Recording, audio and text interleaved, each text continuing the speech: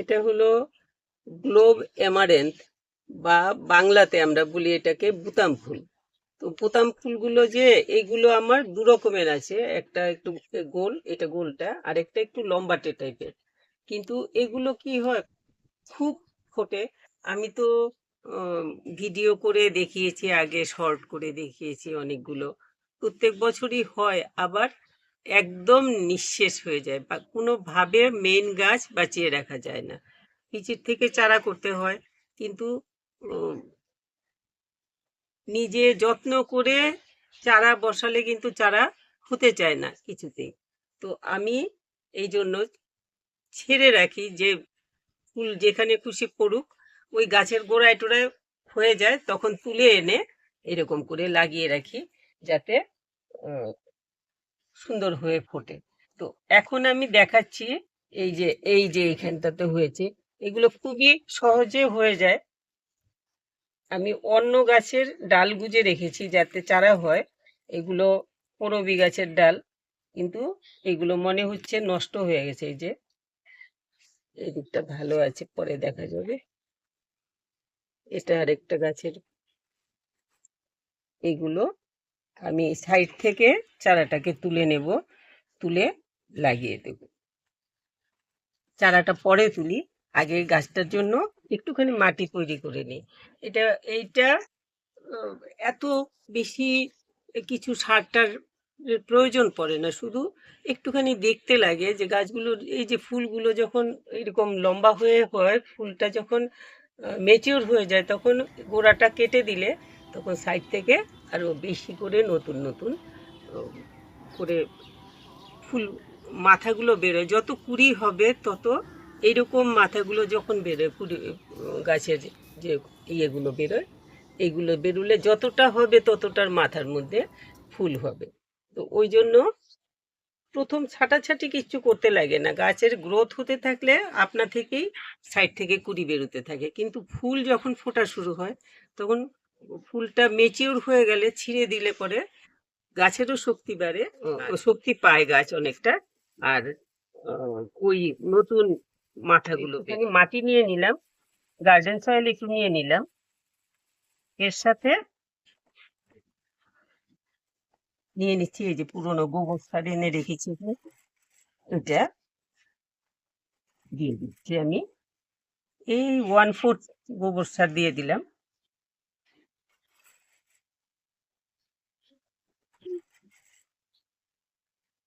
চারা করতে চেষ্টা করলে হয়তো অনেকখানি বিচি ফেললেও কয়েকটা চারা ওঠে, বেশি চারা হতে চায় না। কিন্তু এমনিতে আপনা থেকে লক্ষ্য রাখতে লাগে, ফুল গাছ বা ফল গাছের গোড়ায় আপনা থেকে পড়ে চারা হয়ে থাকে। তখন চারাগুলোকে ও একটুখানি সেভ করে রাখলে সময় মতো তুলে লাগিয়ে দিলে, এই যেমন এই চারাটা এখন লাগানোর একদম ঠিক সময়, এখন লাগালে গাছটা ভালো হবে। একটু বাড়তে দিতে লাগে, নইলে গাছ শক্তি পায় না। বেশি ছোট চারাকে তুলে লাগালে পরে অনেক সময় মরে যায় গাছটা, বাঁচে না। তো আমি একটা ছোট টবে লাগিয়ে দেব, একটুখানি ফুটোগুলোর মধ্যে দিয়ে দিচ্ছি একটু ইটের টুকরো, আমি কংক্রিটের টুকরো রেখে দিয়েছি কিছু। আর অন্য টবের গুলো যখন বের করি, তখন আমি তলায় দিয়ে দিই, রেখে দিই আর কি। অন্য টবের গুলো যখন বের করি পুরোনো মাটি, তখন আমি এই যে ইটের টুকরোগুলো রেখে দিই জমিয়ে, পরে দিয়ে দিই। এটাতে একটু মাটি দিয়ে নিলাম।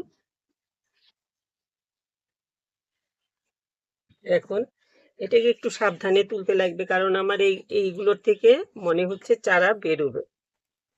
এটাকে আমি একটু সাবধানে সাইডের থেকে তুলে নেব, যাতে শেকড় না ছিঁড়ে যায়।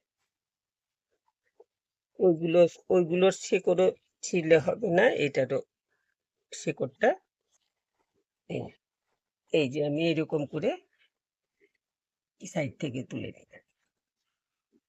এইভাবেই তুলবেন যাতে শেকড় কম ছিঁড়ে আর কি।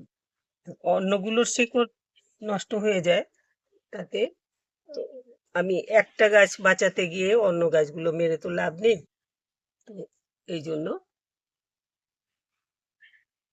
এই যে শেকড় হয়ে গেছে এমন সুন্দর। এটা কিন্তু সেই আপনা থেকে উঠেছে, এখানে আমি বিচি ফেলিনি, হাওয়াতে উড়ে এসে যে এইরকম বিচি পড়ে চারা হয়, এই চারাগুলো ভালো হয়।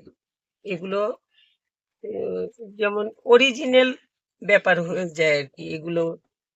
তো আমি আহ, বিচি থেকে চারা করলে যেমন বিচিটা ফেললাম, তারপর চারা হওয়ার জন্য একটু যত্ন টত্ন নিলাম, ওইগুলোতে কিন্তু চারা ভালো হয় না।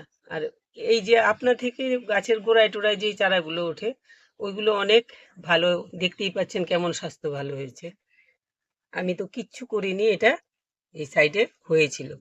তো আমি এখন এটাকে লাগিয়ে দেব একটুখানি। আহ, আমি দিয়েছি একটু পুরনো গোবর সার।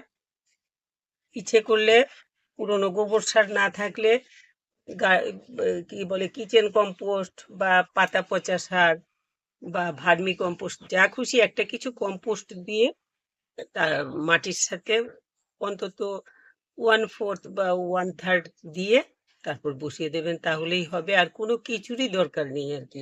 এগুলোতে পোকা টোকার উপদ্রব বিশেষ বিশেষ হয় না, একটুখানি মাকড়সার উপদ্রব হয় কখনো সখনো, সব সময় হয় না। ভালো করে মাটিটা দিয়ে দিই, কিন্তু একসাথে অনেকখানি গাছ যদি থাকে দেখতে খুব ভালো লাগে আমার। আহ, ইচ্ছে করলে আপনারা দেখতে পারেন, আমার শর্ট আছে আমার চ্যানেলে, যেগুলো নাকি আমি গত বছর শর্ট করে ছেড়েছি, তার আগের বছরও বোধহয় ছেড়েছিলাম। গত বছর ছেড়েছি, এটা এটা আমার একটু মনে ইচ্ছে আছে। হয়ে গেছে। ঠিক আছে এখন হ্যাঁ, ঠিক আছে। এবার ঠিক আছে, ঠিক আছে, ঠিক আছে। মাঝ বরাবর লাগাতে লাগবে, নইলে পরে দেখতে ভালো লাগে না। এটা যেমন সাইডে, এটা আপনা থেকেই উঠেছিল, এটাকে আর আমি সরানোর সময় পাইনি। আপনা থেকে উঠে আপনা থেকে এইভাবে ফুল ফুটে রয়েছে। তো এই আমি লাগিয়ে দিলাম। এগুলোতে পোকা টোকার উপদ্রব বিশেষ হয় না। একটু জল দিয়ে দেবো এখন, একটু মগটা দিয়ে তো। অল্প লাগবে জল, বেশি দেবো না, মাটি তেমন শুকনো না, ভিজা মাটি। এইটুকুই জল দেবো, বেশি দেব। এই লাগিয়ে দিলাম এখন। ওই এইখানটাতে রেখে দিচ্ছি আমি দুদিন, কি আজকের দিনটা কালকের দিনটা ছায়াতে থাকলে তারপরে রোদে বের করে দিলেই হবে, গাছ কিন্তু ভালো থাকবে।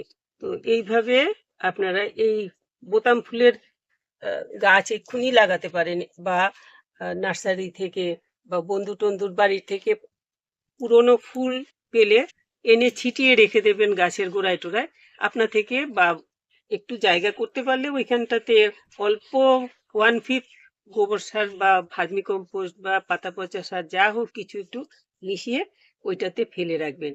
বন্ধুর বাড়ির থেকে হোক বা পরিচিত কারো বাড়ির থেকে শুকনো ফুল পেলে, শুকনো মানে মেচিওর হয়ে শুকিয়ে রয়েছে এরকম ফুল, ওই ফুল পেলে এনে ছিঁড়ে ফেলে রাখবেন, তাতে কিন্তু চারা হবে, হয়। তো কম হয়, সবসময় হতে চায় না আর কি, তবু ফেলে রাখবেন, হবে কিছু না কিছু তো হয়। আমি তো ওইভাবেই করেছি।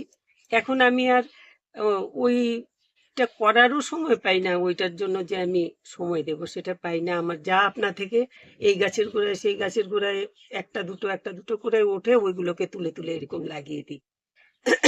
একবার লাগাতে পারলে বাড়িতে তো ঘুরে ঘুরে হতেই থাকে, তখন তুলে একটু সাজিয়ে গুছিয়ে লাগাতে পারলে দেখতে সুন্দর হয়ে যায়।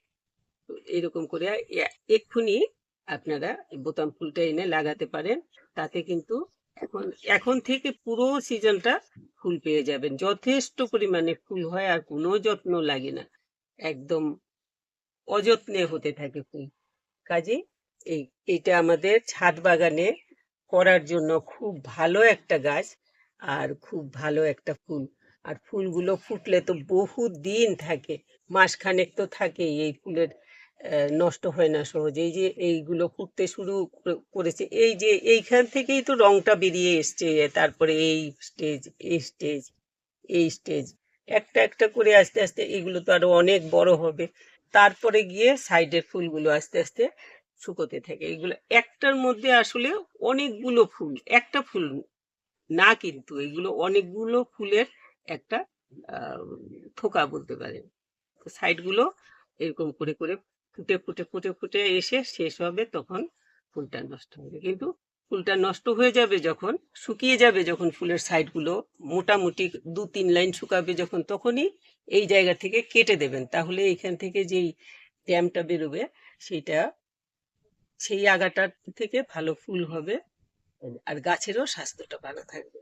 আর ওই রকম কাটছাট না করলে কিন্তু গাছের স্বাস্থ্য খারাপ হওয়ার সম্ভাবনাটা বেশি থাকে। গাছের গাছেরও স্বাস্থ্য ভালো থাকবে, তাতে ফুলও ভালো পাবেন, আর গাছটা দেখতেও সুন্দর লাগবে। আর শুকনো ফুলগুলো থাকলে দেখতেও ভালো লাগে না। আর বিশেষ কোনো কিছু, আমার আমার এখানে ছাদে আজকে এই ফুলগুলো বোধহয় 3 থেকে 4 বছর ধরে হচ্ছে। আমি কিন্তু কোনো রকম পোকার ওষুধ স্প্রে করতে লাগেনি এই গাছে, কোনো ওষুধ আমি ইউজ করিনি এখন পর্যন্ত, এই 3-4 বছর ধরে গাছ করছি। তো এটা খুব সহজে, গাছটা প্রথম বললাম যে একটা চারা এনে লাগালে আপনার হয়ে যাবে অনেকখানি, কিন্তু আহ, একটা চারাকে বাঁচানোই প্রবলেম হয়ে যায় প্রথম চারাটা। এরা আর কি ম্যানেজ করে নেয় যে যে এই জায়গাতে আমি থাকবো থাকবো না, উম, এদের স্বাস্থ্যটা কিভাবে ঠিক থাকবে সেটা প্রথম একটু কষ্ট করতে লাগে, তারপরে কিন্তু গাছ একবার হয়ে গেলে আর আপনার চিন্তা নেই। তো এইরকম ভাবে এই বোতাম ফুল আপনারা করতে পারেন। আমি আগে বলতে তো মনে থাকে না, সব সময় ভাবি আগে একটু বলবো, একটু লাইক করবেন, আর স্কিপ করবেন না, পুরোটা দেখবেন। আর ভালো লাগলে একটু শেয়ার করবেন, যারা সাবস্ক্রাইব করেননি একটু সাবস্ক্রাইব করে নেবেন। সবাই খুব ভালো থাকবেন। খুব সহজে এই গাছগুলো হয়, আর আমাদের ছাদ বাগানের জন্য খুব ভালো, কারণ কালার হয়, পুরো গাছ ঝোপ হয়ে যায় ফুলে, দেখতে দূর থেকে দেখতে সুন্দর লাগে। তো এই ছিল আজকের বোতাম ফুলের উপরে যা একটু ভিডিও করে দিলাম ছোটখাটো। আপনাদের ভালো লাগলে একটুখানি লাইক শেয়ার করবেন। সবাই খুব ভালো থাকবেন।